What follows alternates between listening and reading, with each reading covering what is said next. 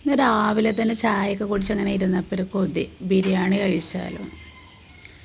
പിന്നെ ഒന്നും നോക്കിയില്ല, വേഗം ഫ്രിഡ്ജിൽ പോയി ഫ്രിഡ്ജിൽ നിന്ന് ബീഫൊക്കെ അങ്ങ് എടുത്തിട്ട്, നമുക്ക് പെരുന്നാളിന് കിട്ടിയ ബീഫ് ഉണ്ടായിരുന്നു അവിടെ. അപ്പോൾ അതൊക്കെ ഒന്ന് എടുത്ത് വെള്ളത്തിലിട്ട് വേഗം ഉള്ളിയൊക്കെ ഒന്ന് എടുത്ത് പൊളിച്ചു. ആ സമയം കൊണ്ട് വെള്ളം വെച്ചായിരുന്നു. വെള്ളം ഇപ്പം നല്ലപോലെ തിളച്ച് വരുന്നുണ്ട്.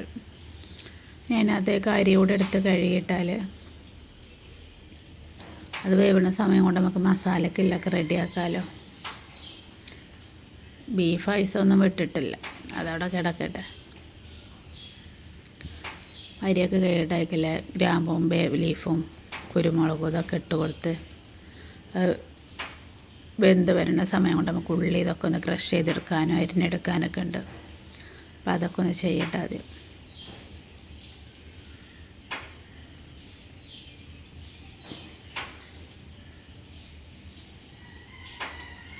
ആ ഉള്ളിയും പച്ചമുളകും ഇതൊക്കെ ഒന്ന് ക്രഷ് ചെയ്തെടുക്കട്ടെ. ഞാൻ ഒരുമിച്ച് ക്രഷ് ചെയ്താൽ മതി. എനിക്ക് അച്ചാറിടണം എന്നുണ്ടായിരുന്നു നാരങ്ങ കൊണ്ട്. അപ്പോൾ ഇഞ്ചിയും വെളുത്തുള്ളിൻ്റെ ആവശ്യമുണ്ട്.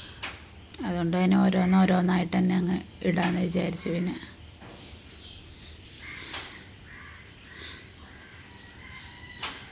അത് കഴിഞ്ഞ് ഉള്ളി അരിഞ്ഞ്, ഞാൻ മസാലക്ക് ഉള്ളി ഞാൻ അധികം ഇടാറില്ല. പക്ഷെ എന്നാൽ എനിക്ക് തക്കാളി കൂടുതൽ വേണം.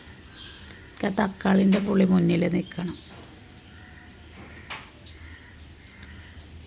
അങ്ങനെ മസാലക്കുള്ളതും കച്ചമ്പറിനുള്ളതും എല്ലാം ഞാൻ അരിഞ്ഞ് വെച്ചിട്ടുണ്ട്. പൊരിക്കാനുള്ള ഉള്ളിയൊക്കെ സമയം കൊണ്ട് നമ്മൾ ചോറൊക്കെ വെന്ത് വന്നിട്ടുണ്ട്. നമുക്ക് നമ്മുടെ മസാല ഒന്ന് വാട്ടിയെടുക്കണം ആദ്യം. ഞാൻ കുക്കറിനകത്ത് തന്നെ ഇട്ട് കൊടുത്ത് അതിലേക്ക് നമ്മൾ അരിഞ്ഞ് വെച്ച് ചതച്ച് വെച്ച് എല്ലാം ഇട്ട് കൊടുക്കുക. മസാലപ്പൊടികളും നാരങ്ങ നീരും എല്ലാം ഇപ്പം തന്നെ ചേർത്ത് കുറച്ച് വെളിച്ചെണ്ണ ഇട്ട് നല്ലപോലെ ഒന്ന് ഞെരടി ഒരൊറ്റ വിസിൽ വരുന്നത് വരെ ഒന്ന് വേവിച്ചെടുക്കുക. അത് വെന്ത് വരുന്ന സമയം കൊണ്ട് നമുക്ക് നമ്മളെ ബീഫ് ഒന്ന് വെട്ടി കഴുകിയെടുക്കാമല്ലോ. കുഞ്ഞുങ്ങളൊന്നും എണീറ്റിട്ടില്ല, അവർക്ക് സ്കൂളില്ലാത്തതുകൊണ്ടേ. അപ്പം അവർ എണീറ്റ് വരുമ്പോഴേക്കും ഇതങ്ങ് ദമ്മിട്ട് വെച്ചാൽ ബിരിയാണിയൊക്കെ ആകുമ്പോൾ 2 മണിക്കൂറോളം ദമ്മിൽ കിടക്കണം. അപ്പോഴാണ് ആ ചോറിനും മസാലൻ്റെ ഇതൊക്കെ ആ ചോറിനകത്ത് വരുള്ളൂ. പിന്നെ നേരത്തെ അങ്ങ് ദമ്മിട്ട് വെക്കാമല്ലോ. ഇത് വെള്ളിയാഴ്ചക്കത്തെ വീഡിയോ, വെള്ളിയാഴ്ചയൊക്കെ പള്ളിയിൽ നിന്ന് വരുമ്പോഴത്തേനും ആകുമല്ലോ. ഇനി ഇതൊന്ന് നല്ലപോലെ ഒന്ന് കൈവച്ച് നിരടിയിട്ട് നമുക്ക് അടുപ്പത്ത് വെച്ച് ഒരൊറ്റ പീസിൽ വരുന്നത് വരെ. വെള്ളമൊന്നും ചേർക്കേണ്ട, നമ്മൾ കുറച്ച് ഇത് പാതങ്ങാലും പിന്നെ തക്കാളി ഉള്ളിൻ്റെ ഒക്കെ ഗ്രേവി ഉണ്ടാവും. അങ്ങനെ ബീഫൊക്കെ ഞാൻ ഐസ് വിട്ട് വരുന്നതേ ഉള്ളൂ, ഉപ്പൊക്കെ ഇട്ട് വെച്ചായിരുന്നു. പിന്നെ വലിയ പീസാക്കണോണ്ട് പെട്ടെന്ന് ഉണ്ടല്ലോ. ഇനി അതൊക്കെ നല്ലപോലെ ഒന്ന് കഴുകിയെടുക്കട്ടെ. നമ്മൾ മസാലയൊക്കെ നല്ല വാടി വന്നിട്ടുണ്ട്. ഇനി അതിനകത്തേക്ക് നമ്മുടെ ബീഫും കൂടെ ഇട്ട് കൊടുത്ത് കുറച്ച് തൈരും ആവശ്യത്തിന് ഉപ്പ് വേണമെങ്കിൽ ഉപ്പ് ഇട്ട് കൊടുക്കുക. ഉപ്പ് ഇട്ട് കൊടുത്തായിരുന്നു, ഉപ്പ് വേണമെങ്കിൽ ഉപ്പ് ഇട്ട് കൊടുക്കുക.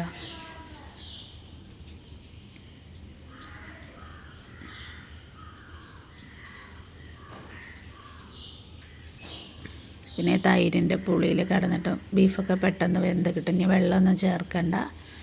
ഞാൻ അതിനകത്ത് തവി വെച്ചിട്ടുണ്ട്, കാരണം നെയ്യും എല്ലൊക്കെ ഉണ്ട് ബീഫിന്. ചിലപ്പോൾ ആകെ തെറിക്കും തിളച്ച് പോയിട്ട്. അത് വേണ്ടെന്ന് വെച്ച് ഞാൻ തവി വെച്ചിട്ടുണ്ട്. കുഞ്ഞുങ്ങളൊക്കെ എണീറ്റ് വന്നവർക്ക് ഇനി ദോശ ഇട്ട് കൊടുക്കട്ടെ. നല്ല രാത്രിക്കത്തെ മീൻ കറി ഉണ്ടായിരുന്നു, പിന്നെ അതും കൂട്ടി അവർ കഴിച്ചോളൂ. പിന്നെ മസാലയൊക്കെ വെന്തതിന് ചെരുവത്തിനകത്ത് ഒഴിച്ച് വെച്ച് പാത്രം കഴുകിയപ്പോൾ അതൊക്കെ ഒന്ന് കഴുകി വെച്ചായിരുന്നു. ഇനി ഇതിനകത്തേക്ക് ചോറിട്ട് ദമ്മിട്ട് വെച്ചാലേ ആ ജോലി അങ്ങ് പിന്നെ അടിച്ച് വാരി തൂത്ത് വാരേണ്ട ജോലി മാത്രമേ ഉള്ളൂ. പിന്നെ പോയി കുളിച്ചാൽ മതിയല്ലോ.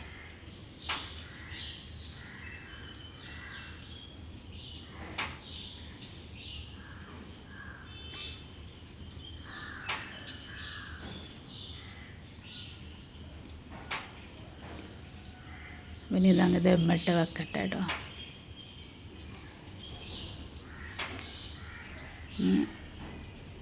ഇപ്പോൾ സമയം 12 മണിയൊക്കെ ആയി. ഒക്കെ പള്ളിയിൽ നിന്നൊക്കെ വരാനായി തുടങ്ങി. 12 ബാങ്ക് വിളിച്ച് നിസ്കാരമൊക്കെ കഴിഞ്ഞ് പള്ളിക്കൊന്ന് കേട്ടപ്പോഴേന് കുഞ്ഞുങ്ങൾക്ക് ട്യൂഷന് പോകണോണ്ട് പെട്ടെന്ന് ചോറ് കൊടുക്കണം, അല്ലെങ്കിൽ അതും കൊണ്ട് അങ്ങ് ഇരിക്കും. അതേ മസാല അങ്ങ് മാറ്റി വെച്ചിട്ട് അതിനകത്തേക്ക് നല്ലപോലെ നെയ്യും RKG ഒക്കെ ചേർത്തങ്ങ്. അപ്പോൾ ഇത്രയൊക്കെയുള്ള നമ്മളെ വീഡിയോ എല്ലാവരും കണ്ട് സപ്പോർട്ട് ചെയ്യാൻ ഇതൊക്കെ ഒന്ന് എടുത്തു കൊടുക്കട്ടെ അവർക്ക്.